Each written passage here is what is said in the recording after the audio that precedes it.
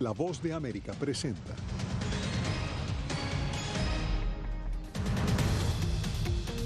Entre pequeños empresarios, algunos hispanos, el presidente Joe Biden refuerza su plan de recuperación económica.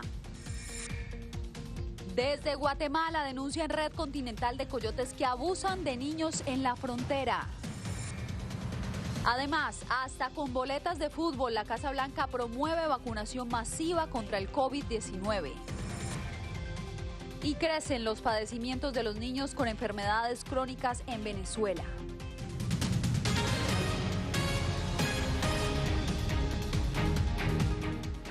¿Qué tal? Bienvenidos a esta emisión del Mundo al Día. Les saluda Yasmín López. Centrando su estrategia en los propietarios de pequeños negocios, el presidente Joe Biden respondió este miércoles a las crecientes críticas republicanas que cuestionan su plan de recuperación económica. En vivo nos acompaña Jorge Agobián y le preguntamos cómo impacta este apoyo extra que le está ofreciendo la Casa Blanca a los pequeños empresarios de origen hispano. Jorge. ¿Qué tal, Yasmín? El presidente Biden resaltó su plan de $28,000 millones para ayudar a pequeños restaurantes en el país que han sido impactados por la crisis económica generada por la pandemia de coronavirus. Y para eso visitó un restaurante, uno de los beneficiados de este programa, un restaurante mexicano aquí en la capital de la nación, de donde salió el mandatario con tacos y enchiladas. Luego regresó a la Casa Blanca, desde donde emitió un discurso sobre el desarrollo de su plan de rescate económico de $1.9 billones, que incluye ese dinero para los restaurantes. Esto fue lo que dijo. En este momento parece que podremos brindar ayuda a aproximadamente 100,000 restaurantes y a otras empresas elegibles. Cuando aprobamos el plan de rescate estadounidense, algunas personas dijeron que no era necesario, pero esto demuestra que estaban equivocados, que es muy necesario. Y nos aseguraremos de que la ayuda se distribuya equitativamente. También reservamos fondos para los restaurantes, bares, camiones de comida más pequeños y muchos restaurantes familiares que no han recibido ayuda hasta la fecha y que la necesitan. Y por otro lado, la región ha sido noticia desde la Casa Blanca el día de hoy. La vicepresidenta Kamala Harris dijo que siguen evaluando las opciones para responder a la crisis institucional ocasionada en El Salvador tras la destitución de los magistrados y el fiscal general. Por otro lado, también la vicepresidenta anunció que esta semana se reunirá con el presidente mexicano virtualmente y también anunció que entre el 7 y 8 de junio estará viajando a México y Guatemala. Esto como parte de su estrategia para combatir las causas fundamentales de la migración desde el Triángulo Norte. Yasmín. Jorge, muchas gracias por tu reporte. El gobierno de Estados Unidos se pronunció este miércoles ante la creciente ola de disturbios en Colombia y los señalamientos de presunto abuso de la fuerza pública por parte de los uniformados. Organismos de derechos humanos piden que se investiguen los hechos mientras el gobierno toma medidas para devolver la tranquilidad a las calles del país. Diva Lizeth Cash ha seguido el desarrollo de este tema en el ámbito internacional. Diva, ¿qué se ha presentado? ¿Qué ha dicho desde la Casa Blanca el primer mandatario? Pues Yasmín, de la misma manera como se intensifican las protestas en Colombia, que hoy alcanza su 8º día, también crece la preocupación entre los gobiernos del mundo y por supuesto la comunidad internacional. Este miércoles en su pronunciamiento diario, la Casa Blanca respaldó el trabajo que está haciendo el gobierno colombiano para controlar la situación. Sin embargo, le recordó respetar el derecho a la protesta pacífica y evitar el uso excesivo de la fuerza. Miremos el informe. La situación de las protestas en Colombia adquirieron este miércoles relevancia dentro de la administración del presidente Joe Biden. A través de un comunicado, la Casa Blanca reconoció el esfuerzo del gobierno colombiano para profesionalizar sus fuerzas de seguridad, incluido el tema de derechos humanos, por lo cual pidió investigar las denuncias sobre presunto abuso en el uso de la fuerza por parte de los cuerpos uniformados del Estado. Continuamos apoyando los esfuerzos del gobierno de Colombia para abordar la situación actual a través del diálogo político. Uno de los principales organismos garantes en el continente de los derechos fundamentales, la Comisión Interamericana de Derechos Humanos, también cuestionó el presunto abuso excesivo de la fuerza para controlar las manifestaciones. Se registraron al menos 19 muertes entre el 28 de abril y el 2 de mayo. El 3 de mayo, solo en Cali, fueron al menos 5 fallecimientos más, entre ellos 2 jóvenes de 15 y 17 años. Para el International Crisis Group, hay condiciones de lado y lado de las protestas que dificultan ver con claridad lo que hay detrás del recrudecimiento de la violencia. No hay ninguna confianza dentro de la comunidad por la policía, y la policía también es como si tienen miedo de su propio pueblo. Entonces, esta relación realmente hay que cambiarlo y hay que reformarlo. Los antecedentes del conflicto interno que azota por décadas al país parecen aflorar en las protestas, según otros expertos en Colombia. Yasmín, de acuerdo a un documento que obtuvo Voz de América, hoy la Cancillería del gobierno colombiano reunió al mundo diplomático del país, incluyendo embajadores de distintas partes, para entregarles un reporte en donde, según ellos, al 3 de mayo se han registrado 19 fallecidos durante las protestas y también, de acuerdo a la información de la Policía Nacional, hay 396 personas lesionadas. Esa es toda la información. Vuelvo con Yasmín al estudio. Continuaremos informando al respecto, Divalicet. Gracias. A pesar de las continuas advertencias de las autoridades a quienes buscan emigrar irregularmente a Estados Unidos, cientos de ellos prefieren arriesgarlo todo para evitar ser deportados bajo el título 42. Celia Mendoza nos presenta el testimonio de una madre quien lamenta haberse puesto en manos de traficantes humanos junto a su pequeña hija. Sin la posibilidad de pedir asilo en los puertos de entrada estadounidenses a lo largo de la frontera sur debido al título 42, solo están dejando pasar niños menores de 6 años. Inmigrantes como la hondureña Yamilet Hernández y su hija de 11 años, quienes fueron expulsadas a Reynosa, están dispuestos a ponerse en las manos de traficantes de personas para lograr evadir a las autoridades y quedarse en Estados Unidos. A veces uno sale del país por la economía en el país, pero no sabe con lo que se va a encontrar aquí. Es triste. La patrulla fronteriza advierte acerca de los peligros de migrar hacia los Estados Unidos utilizando personas que simplemente no les importan la vida de los migrantes. Aquí en el rancho de Los Guerra, en Roma, Texas, según sus dueños, han encontrado personas divagando, algunas casi deshidratadas. Las personas tienen que entender que aún seguimos nuestra postura operativa, seguimos haciendo nuestro trabajo, y si tú cruzas, va a haber una consecuencia. Entonces, qué mejor que educarte y no tomar ese riesgo, qué mejor que educarte y no ponerte en una posición donde a lo mejor seas castigado. Una advertencia que Yamilet hubiera querido escuchar antes de embarcarse en tan peligrosa travesía, explicó a La Voz de América. Si yo hubiese sabido lo que me iba a pasar, no me hubiera venido. Celia Mendoza, Voz de América, Roma, Texas. Y a propósito, desde Guatemala, organizaciones protectoras de niños denunciaron la existencia de una red continental de coyotes que abusa de los menores en la frontera sur de Estados Unidos. ¿De qué forma? Nos cuenta Ligia Toledo. De enero a marzo, la patrulla fronteriza de Estados Unidos localizó a 18.663 menores no acompañados en la frontera sur del país. Representantes de grupos de protección migratoria y laboral, como Fidelina Mena del Centro de Derechos Laborales de Costa Rica, denunció que existen casos en donde los tratantes ofrecen entrada directa a Estados Unidos a través del alquiler de niños. Según sus palabras, los interesados deben pagar entre $700 y $1,000. De Panamá a Costa Rica, a Nicaragua, hay una red de coyotaje, usan a los menores de edad para cruzar las fronteras y unirse con los demás grupos que están acá. El director del Observatorio de los Derechos de la Niñez en Guatemala también aseguró que los menores alquilados son utilizados como mercancía. Además del tráfico humano, pueden ser sujetos de trata de personas bajo la modalidad de explotación laboral o de explotación sexual. La Secretaría contra la Violencia Sexual, Explotación y Trata de Personas de Guatemala ha venido trabajando junto a gobiernos locales para prevenir que los menores caigan en redes criminales. Desarrollamos algunas acciones informativas que permiten que en algún momento estas personas que se encuentran en tránsito puedan tener información en relación a los riesgos y cómo prevenir ser víctima de violencia sexual, explotación y trata de personas. Pero ante la magnitud de la situación son conscientes de que queda mucho por hacer para exterminar el abuso de los menores. Ligia Toledo, Voz de América, Guatemala. Las raíces de la problemática migratoria son profundas y no solo retan a las agencias humanitarias y a los gobiernos. Por eso un grupo de académicos se refirió a los retos que existen para hallar soluciones a la compleja crisis. Alonso Castillo tiene los detalles.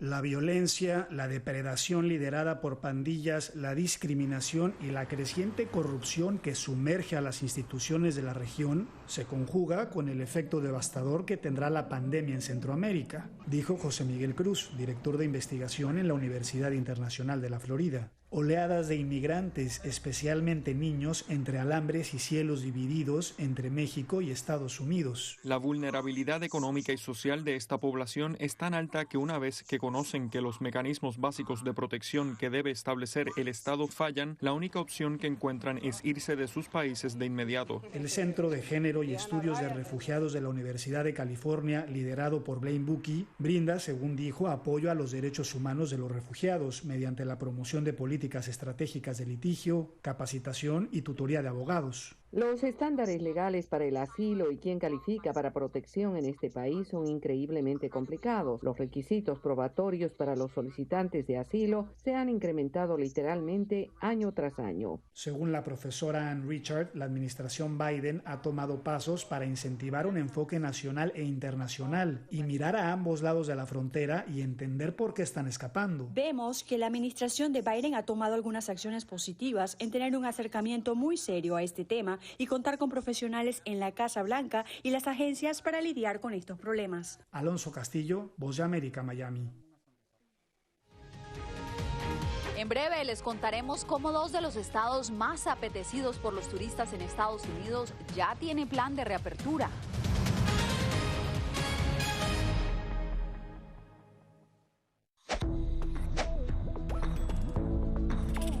La Organización Mundial de la Salud asegura que las mascarillas son esenciales para eliminar la transmisión del nuevo coronavirus y salvar vidas. Por ello, recomienda su uso cuando se está en lugares concurridos, donde no se pueda mantener el distanciamiento social y en lugares con poca ventilación. Cuando se habla de mascarillas para protegerse del COVID-19, se refieren generalmente a la mascarilla quirúrgica, el respirador N95 o las de tela.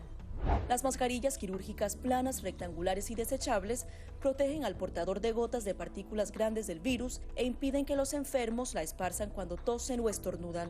Los expertos advierten que solo deben ser usadas una vez. El respirador N95, de forma oval y más ajustado a la cara, tiene una válvula de exhalación que ayuda con la humedad y el calor cuando respiramos.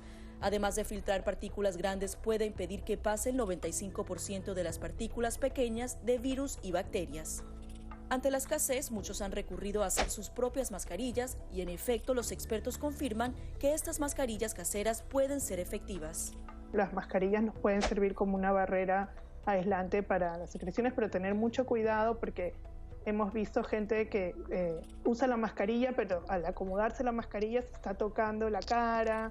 Y eso es justamente lo que queremos evitar, es que la gente se esté tocando la cara en estos momentos, porque cuando uno está en lugares públicos puedes estar pasando la mano por una superficie que ha sido tocada por otras personas y que puede estar contaminada y luego sin querer te puedes llevar la mano a la cara.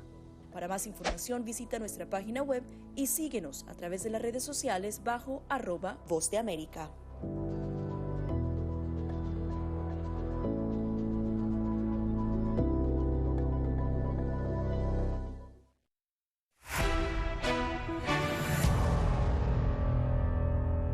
Con nuevas estrategias y no solo con argumentos médicos, la Casa Blanca busca promover la vacunación de la población en Estados Unidos. José Pernalete nos cuenta quiénes y por qué se han unido a la campaña de la Casa Blanca. El propósito de la Casa Blanca es explícito: vacunar a toda la población estadounidense. De hecho, este miércoles, el equipo de respuesta especial contra COVID-19 del gobierno destacó que además de los despliegues de instalaciones federales para la inmunización, hay aliados de la empresa privada que se han unido a la lucha contra el coronavirus. Uber y Lyft ofrecen viajes gratis y con descuento en un área rural remota sin una vacuna cerca de usted. Estamos enviando dosis directamente a las clínicas rurales y también estamos trabajando con las principales empresas para ofrecer ofertas y promociones especiales para quienes se vacunen. Puede haber algunas opciones no tan saludables, como la cerveza y las rosquillas, si eso es lo tuyo.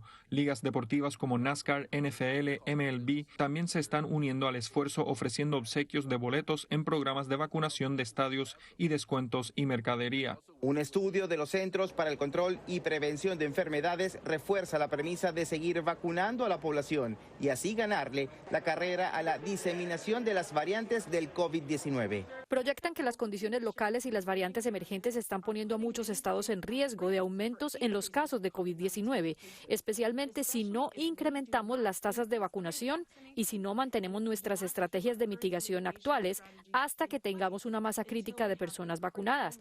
Más específicamente, debemos seguir vacunando a las personas, pero todos debemos seguir practicando ciertas acciones de prevención para ayudarnos a obtener los resultados positivos previstos. José Pernalete, Voz de América, Miami. Ya hay expectativa en Estados Unidos por el levantamiento de las restricciones impuestas por el COVID-19 en varios estados. Nueva York espera su reapertura total en los próximos 2 meses, mientras que en el estado de Florida su gobernador dice que quiere que la gente disfrute y viva libremente. En la Gran Manzana se encuentra nuestra compañera Laura Sepúlveda. Laura, ¿cómo manejarán entonces los establecimientos el límite de capacidad y qué dicen los residentes de Nueva York? Pues Yasmín, a partir del 19 de mayo, los restaurantes, las peluquerías, algunos lugares, por ejemplo, como Broadway, a pesar de que ha decidido no abrir para esa fecha, sino hacia el mes de septiembre, teatros también, otros sitios de reunión pública podrán abrir con ningún límite de su capacidad, lo que quiere decir pueden abrir al 100% de su capacidad. Va a haber una restricción para esos sitios que están abiertos al aire libre como los estadios y por esta razón las personas podrán estar allí hasta llegar a un 33%. Este es un poco lo que preparamos de esa nota de reapertura que cada vez se acerca más.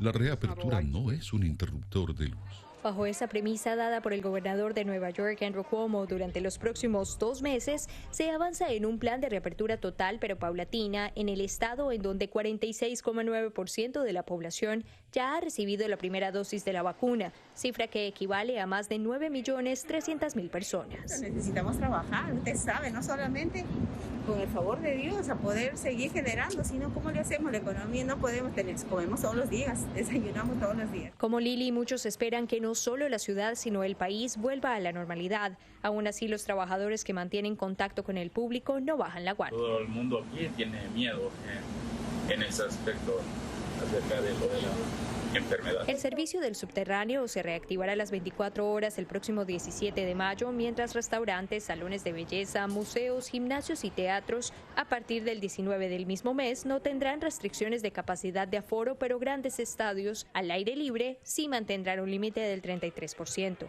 La Florida, mientras tanto, da pasos más rápidos. El promedio de nuevos casos en el estado cayó en más del 13% a lo largo de la última semana y las restricciones locales han sido eliminadas por el gobernador, quien al anunciar la decisión la atribuyó a que ya no se encuentran en estado de emergencia. Otras medidas de protección podrían aplicar en negocios privados o edificios federales que aún no actualizan sus protocolos.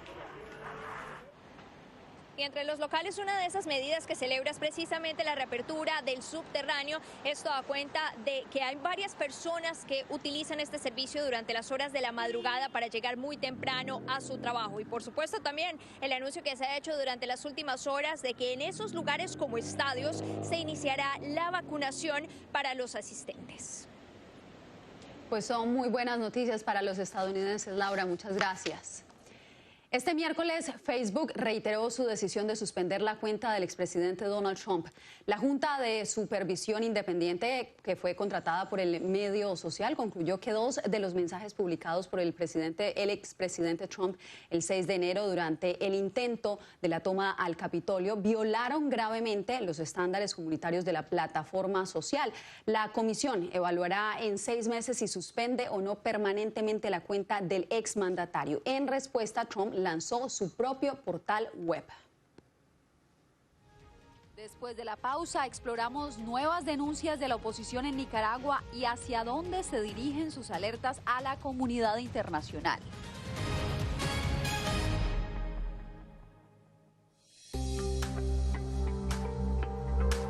medio de la pandemia del COVID-19, muchos quieren saber cómo darle una mano a su sistema inmune. El que va a realmente combatir el coronavirus es nuestro sistema inmune, que es nuestro sistema de defensas que va a luchar contra el virus cuando aparezca. Aquí te damos 5 consejos sencillos para mantener tu sistema inmunológico funcionando de manera óptima. Consume una dieta rica en frutas y verduras que incluya alimentos con un alto contenido de vitaminas A, B, C, D y E, así como los minerales hierro, zinc y selenio. Una alimentación saludable reduce el riesgo de adquirir enfermedades crónicas, también reduce la probabilidad de depresión y ansiedad. No solo mejora tu perfil cardiovascular, sino que también reduce la presión arterial y ayuda a controlar el peso. La OMS recomienda unos 30 minutos al día, incluso repartidos entre 3 sesiones. Muchos entrenadores ofrecen ahora cursos en línea, a veces incluso gratis.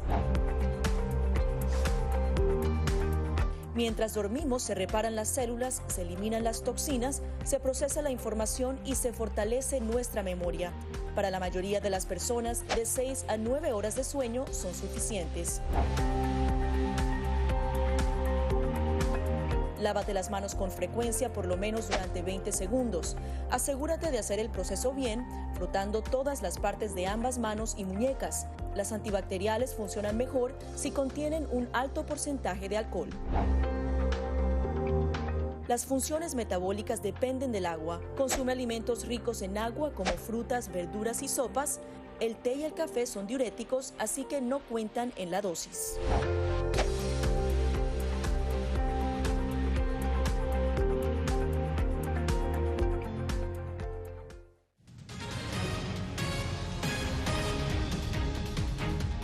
La oposición de Nicaragua denunció que las reformas electorales aprobadas por la Asamblea Nacional de ese país alejan la posibilidad de un cambio democrático en el país centroamericano. El oficialismo, por su parte, se defiende. Donaldo Hernández nos explica. El precandidato Juan Sebastián Chamorro fue uno de los primeros líderes de la oposición en rechazar las reformas electorales que aprobó el Parlamento nicaragüense. Los cambios en la legislación inhiben a quienes promuevan sanciones contra funcionarios públicos que reciban financiamiento del exterior o hayan participado en lo que el gobierno llama el intento de golpe de Estado en 2018. Ortega siempre ha sido fraudulento, nunca ha sido un demócrata, siempre ha intentado robarse las elecciones. Sin embargo, el diputado oficialista Walmaro Gutiérrez afirma que las reformas garantizan elecciones transparentes, al tiempo que rechazó cualquier crítica de la OEA. Yo creo que como institución ha perdido mucha credibilidad a nivel internacional, especialmente desde el punto de vista electoral. La oposición denuncia que con la reforma es también clara la pérdida de independencia de los jueces electorales. El Poder Legislativo nombró a 8 nuevos magistrados para el Consejo Supremo Electoral y reeligió a 2, entre ellos a Humberto Campbell, sancionado por Estados Unidos por cometer supuestos fraudes electorales. Unos jueces totalmente los sandinistas. Pese a que la oposición asegura estar en desventaja ante el oficialismo, Juan Sebastián Chamorro asegura que la oposición debe participar de los comicios del 7 de noviembre. Porque si nosotros no estamos ahí presentes, ¿cómo vamos a documentar los abusos que quieren cometer? Donaldo Hernández, Voz de América, Managua. Atrapados y atemorizados en medio de la pandemia están los niños con enfermedades crónicas en Venezuela. Álvaro Elgarra nos cuenta que ante la imposibilidad de recibir trasplantes o tratamiento, la cifra de muertos sigue en aumento. Entre el 28 de abril y el 1 de mayo se registraron a diario decesos entre los pacientes del hospital de niños más importante del país, el JM de Los Ríos. Isabel Arellano, madre de Wilmer Rangel, de 8 años de edad, clamó al gobierno para que ponga sus ojos en los infantes con enfermedades crónicas del país. Su hijo debe someterse a 3 diálisis semanales para sobrevivir. Porque ya basta tantas muertes con nuestros niños, ¿verdad? Ya van 6 en menos de 15 días. Nuestros pacientes quieren seguir viviendo, necesitamos trasplante. En una situación similar se encuentra Virginia López, la madre de una niña de 6 años diagnosticada con cáncer. Le contó a La Voz de América que debido a la crisis se han ido muchos especialistas del centro de salud. No hay médico, no hay neurólogo, no hay nada. Nosotros necesitamos que nos ayuden, nosotros las mamás. La directora de la ONG Prepara Familia, Catherine Martínez, aseguró que las pésimas condiciones en las que permanecen los infantes agravan sus casos. Yo quiero recordarle a la comunidad internacional, inclusive a la nuestra, que estos niños tienen medidas cautelares otorgadas por la Comisión Interamericana de Derechos Humanos y nosotros todo esto que está ocurriendo lo estamos documentando debidamente. El gobierno nacional, a través del ministro para la Salud, asegura que se está brindando la atención y respuesta a los niños y atribuye esa atención al presidente Nicolás Maduro. Álvaro Algarra, Voz de América, Caracas. Inspiración en medio de las dificultades. Esa es la historia que veremos en minutos. Ya volvemos.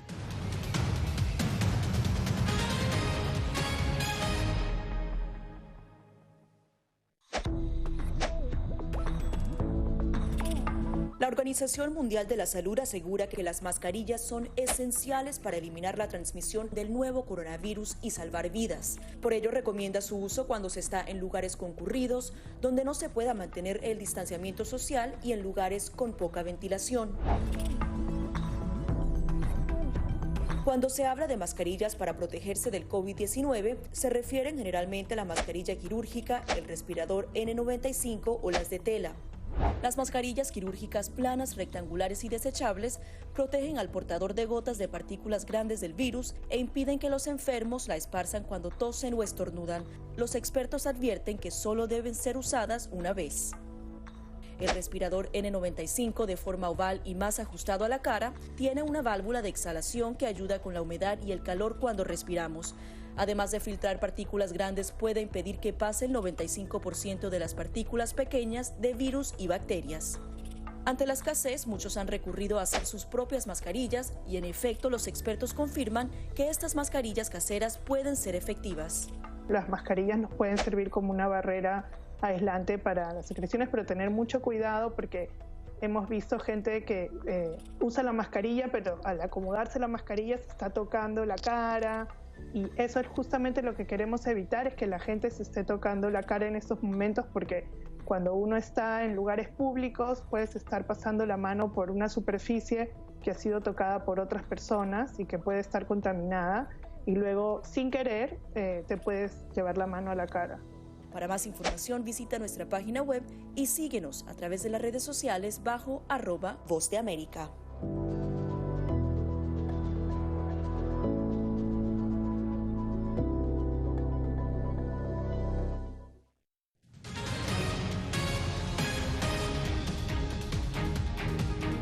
Entre las miles de familias venezolanas que siguen buscando refugio en el municipio de Arauquita, Colombia, sobresale la historia de dos mujeres que tuvieron que dejar su país con lo poco que tenían. Yair Díaz nos cuenta por qué sus sueños inspiran. Hace más de un mes yo salí de allá por la situación del bombardeo que hubo. Y, o sea, muchas situaciones porque ya no teníamos que comer ni dinero. Ella es Maribel Coromoto, una víctima más del desplazamiento forzado por los enfrentamientos entre grupos ilegales y la Guardia Bolivariana de Venezuela. Para poder sobrevivir, trajo consigo lo único que podía cargar, su máquina fileteadora. Más que su supervivencia, con ella hoy teje una nueva historia. Arreglo en general. O sea, cosas de todo, tengo 3 planas, tengo 2 fileteadoras y tengo una cuayaretera. El sueño de Maribel era crear su propia microempresa, anhelo en el que la acompaña Luz Miriam, su amiga no solo de costura, sino de batallas diarias contra la desesperanza. Y la gente empezó a acercarse, arréglame lo mismo, le doy 1.000 pesos, 2.000 pesos, ¿cuánto cobra? Pero las de estas dos mujeres son la excepción en medio de la crítica situación. Aura Rangel, portavoz de la alcaldía de Arauquita, le contó a La Voz de América que desde el 21 de marzo no ha parado el desplazamiento masivo de venezolanos a esta frontera. Hemos tenido que jugar con una pandemia que les ha limitado a ellos las salidas o de pronto esparcimiento en algunos lugares del municipio. Y no permite vislumbrar el retorno en el corto plazo, pues los venezolanos que huyeron temen morir en medio del fuego cruzado si intentan regresar al lugar de donde viene la mayoría. La Victoria. Yair Díaz, Voz de América, Bogotá. Y qué mejor manera de celebrar el 5 de mayo, una gran fiesta de los mexicanos en Estados Unidos, que ir a un buen restaurante a comer tacos, como lo hizo el presidente Joe Biden. El mandatario llegó al establecimiento llamado Las Gemelas en Washington, D.C., propiedad de 2 inmigrantes mexicanos que hoy son ejemplo de resistencia y del ingenio que caracteriza a la comunidad mexicano-estadounidense.